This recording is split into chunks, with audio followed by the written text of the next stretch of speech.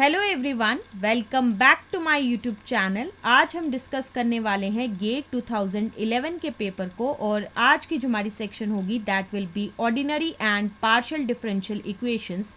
साथ ही साथ ये जो वीडियो है ये है पार्ट 1। तो चलिए स्टार्ट करते हैं आज की वीडियो को। आज का हमारा पहला क्वेश्चन है the initial value problem that is x into D Y by D x is equal to y plus x square, जहाँ पे x जो है वो ग्रेटर देन 0 है और साथ ही साथ y of 0 is equal to 0 के बराबर है। और इस क्वेश्चन में हमें क्या देखना है कि ये जो इनिशियल वैल्यू प्रॉब्लम है इसके टोटल कितने सॉल्यूशंस होंगे। So the options for this particular question are as follows. Option A is infinite, option B is 2, option C is unique and option D is no solution. तो इस question में हमें total 4 options दिए गए हैं और हमें बताना है कि इन चारों में से करेक्ट आंसर क्या है। मतलब कि हमें इस क्वेश्चन में क्या देखना है कि इस इनिशियल वैल्यू प्रॉब्लम के टोटल कितने सॉल्यूशंस होंगे, क्या वो इनफाइनाइट होंगे, 2 होंगे, यूनिक होंगे या कोई भी सोल्यूशन नहीं होगा। तो चलिए डिस्कस करते हैं इस क्वेश्चन के सोल्यूशन को। सबसे पहले हम क्या लिखने वाले हैं, the given differential equation is that is x into D Y by D x is equal to y plus x square, जहाँ पे x जो है वो ग्रेटर देन 0 है। अब हमारा नेक्स्ट स्टेप ये होने वाला है कि हम क्या करेंगे, इस y को जो है वो ट्रांसपोज करेंगे इस तरफ।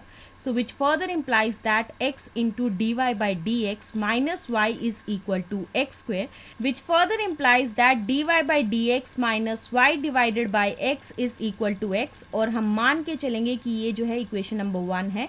Now this equation number 1 is of the form that is d Y by D x plus p y is equal to q, which is the linear differential equation, जहाँ पे p और q जो है वो या तो कॉन्स्टेंट्स हो सकते हैं या तो वो फंक्शंस होंगे x के alone, not the functions of y। Okay, so इस केस में हम देख सकते हैं कि इक्वेशन 1 में क्या है कि p जो है वो किसके बराबर होगा, that is -1 divided by x के बराबर होगा और साथ ही साथ q जो है वो बराबर होगा x के। अब हमारा नेक्स्ट स्टेप ये होने वाला है कि हम कैलकुलेट करेंगे इंटीग्रेटिंग फैक्टर ऑफ इक्वेशन 1, जो कि किसके बराबर होगा, that is e raise to power integration of p dx, which is further equal to होगा e raised to power integration of -1 divided by x into dx, which is further equal to होगा e raised to power minus log x, and which is further equal to होगा e raised to power log of x inverse, and which is further equal to होगा x inverse के बराबर, that is it is equal to होगा 1 by x के बराबर। So 1 by x is the integrating factor of equation 1. Now the general solution of equation 1 is that is y into integrating factor is equal to integration of q into integrating factor into dx plus c, where c being an arbitrary constant. So इस case में क्या है कि integrating factor क्या है equation 1 का, that is 1 by x और q की वैल्यू क्या है, x के बराबर है। So substituting the value in this equation we get that y into 1 by x is equal to integration of x into 1 by x into dx plus c, which further implies that y divided by x is equal to integration of dx plus c, which further implies that y divided by x is equal to x plus c, जहाँ पे c जो है वो एक arbitrary constant है, which further implies that y is equal to x square plus cx, और हम मान के चलेंगे that it is equation number 2। अब हमारा नेक्स्ट स्टेप ये होने वाला है कि हम यूज करेंगे initial condition that is y of 0 is equal to 0। इस इनिशियल कंडीशन का क्या मतलब है कि जब भी x इक्वल टू 0 के बराबर होगा तो उस टाइम पे क्या होगा कि y इज इक्वल टू 0 के बराबर होगा। So from equation 2 we have 0 is equal to 0 का whole square plus c into 0, which further implies that 0 is equal to 0 के बराबर होगा। So in this case we can say that c जो है वो कोई भी आर्बिट्री वैल्यू ले सकता है। So hence y is equal to x square plus cx, जहाँ पे c जो है वो एक आर्बिट्री कांस्टेंट है। सो इस पूरी डिस्कशन से हम ये कंक्लूड कर सकते हैं कि ये जो इनिशियल वैल्यू प्रॉब्लम हमें दी गई है इक्वेशन 1 के रूप में, इसमें क्या है कि इस इनिशियल वैल्यू प्रॉब्लम के क्या है, इनफाइनाइटली मैनी सॉल्यूशंस है। तो इसी वजह से जो है ऑप्शन ए जो है वो बिल्कुल सही है।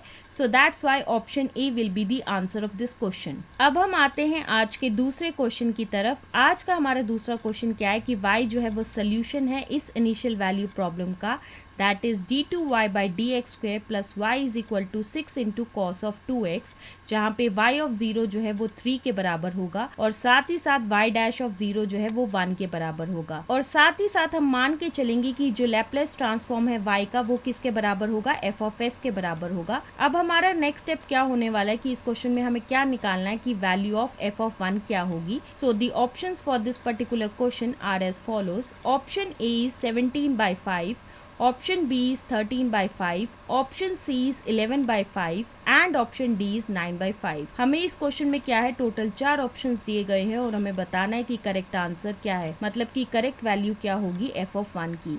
तो चलिए डिस्कस करते हैं इस क्वेश्चन के सोल्यूशन को। सबसे पहले हम लिखेंगे the given differential equation is that is d2y by D x square plus y is equal to 6 into cos of 2x, और हम मान के चलेंगे कि ये जो है इक्वेशन नंबर 1 है। इस इक्वेशन को जो है हम फर्दर ऐसे भी लिख सकते हैं that is d square plus 1 into y is equal to 6 into cos of 2x, जहाँ पे d जो है वो बराबर होगा d बाई डी एक्स के, और हम मान के चलेंगे कि ये जो है इक्वेशन नंबर 2 है। नेक्स्ट हम देखेंगे कि ऑक्सिलरी इक्वेशन क्या होगी, that is d square plus 1 is equal to 0 के बराबर होगा, which further implies that d square जो है वो बराबर होगा -1 के, which further implies that d किसके बराबर होगा, that is plus minus iota. So the complementary function that is it is the short form that is CF of equation 1 is yc is equal to cf is equal to e raised to power 0x into c1 cos of x plus c2 sin of x। सो इस पूरे discussion में हमने क्या देखा कि yc जो है वो किसके बराबर है, that is c1 cos of x plus c2 sin of x। अब हमारा नेक्स्ट स्टेप ये होने वाला है कि हम कैलकुलेट करेंगे पर्टिकुलर इंटीग्रल ऑफ इक्वेशन 1, जिसको हम डिनोट करेंगे pi से, विच इज इक्वल टू होगा yp के बराबर, विच इज इक्वल टू होगा 1 divided by d square plus 1 into 6 into cos of 2x, which is further equal to होगा 6 डिवाइडेड बाई माइनस ऑफ 2 का square plus 1 into cos of 2x, which is further equal to होगा 6 divided by minus 4 plus 1 into cos of 2x, which further equal to होगा -2 into cos of 2x। So on the whole we can say that yp किसके बराबर होगा, that is -2 into cos of 2x। So the required solution of equation 1 is that is y is equal to होगा yc plus yp। So therefore we have y is equal to होगा c1 into cos of x plus c2 into sin of x minus 2 into cos of 2x, और हम मान के चलेंगे कि ये जो है इक्वेशन नंबर 3 है। अब हमारा नेक्स्ट स्टेप ये होने वाला है कि हम डिफरेंशिएट करेंगे इक्वेशन 3 को विद रिस्पेक्ट टू x, तो वहां से हमें क्या मिलेगा, that is y dash is equal to होगा dy by D x, which is further equal to होगा -c1 into sine x plus c2 into cos of x plus 4 into sine of 2x, और हम मान के चलेंगे कि ये जो है वो इक्वेशन नंबर 4 है। अब हमारा नेक्स्ट स्टेप ये होने वाला है कि हम यूज करेंगे initial condition that is y of 0 is equal to 0। अब इस इनिशियल कंडीशन का क्या मतलब है कि जब भी x इक्वल टू 0 के बराबर होगा तो उस टाइम y जो है वो 3 के बराबर होगा। So from equation 3 we have 3 is equal to होगा c1 प्लस c2 इंटू 0 -2, क्योंकि हम जानते हैं कि cos ऑफ 0 जो है वो 1 के बराबर होता है और साथ ही साथ sin ऑफ 0 जो है वो 0 के बराबर होता है। So therefore we have c1 is equal to होगा 3 plus 2 which is equal to 5 के बराबर होगा। अब हमारा नेक्स्ट स्टेप ये होने वाला है कि हम यूज करेंगे initial condition that is y dash of 0 is equal to 1। इसका क्या मतलब है कि जब भी x इक्वल टू 0 होगा तो उस टाइम पे क्या होगा कि y डैश जो है वो इक्वल टू 1 के बराबर होगा। So from equation 4 we have c2 जो होगा वो 1 के बराबर होगा। अब हमारा नेक्स्ट स्टेप ये होगा कि हम सब्स्टिट्यूट करेंगे value of c1 and c2 in equation 3, then we have that y is equal to होगा 5 into cos of x plus sine x minus 2 into cos of 2x, जो कि सोल्यूशन होगा equation 1 का। Now the Laplace transform of y is equal to होगा f of s which is Laplace of y which is further equal to होगा Laplace of 5 into cos of x plus sine x minus 2 into cos of 2x, which is further equal to होगा 5 into Laplace of cos of x plus Laplace of sine of x minus 2 into Laplace of cos cos of 2x which is further equal to होगा 5s divided by a square plus 1 का whole square plus 1 divided by a square plus 1 का whole square minus 2 into s divided by a square plus 2 का whole square। अब ये चीज कहाँ से आई, क्योंकि हम जानते हैं कि लैपलेस ट्रांसफॉर्म जो है cos of x का वो किसके बराबर होता है, that is s divided by a square plus a square, और साथ ही साथ जो है लैपलेस ट्रांसफॉर्म जो है sin of ax का वो किसके बराबर होता है, that is a divided by a square plus a square। So therefore we have f of s is equal to Laplace transform of y which is equal to होगा 5s divided by a square plus 1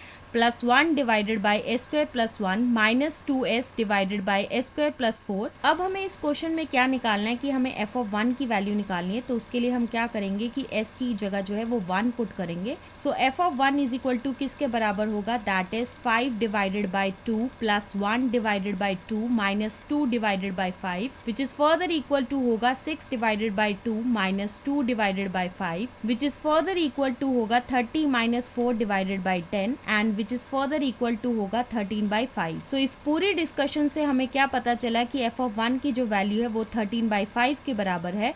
so that's why option B जो है वो बिल्कुल सही है। सो इस वजह से जो है ऑप्शन बी जो है वो आंसर होगा इस क्वेश्चन का। So this is the explanation to this particular question and with the explanation of this question this is the end of this video. Stay tuned for the next video.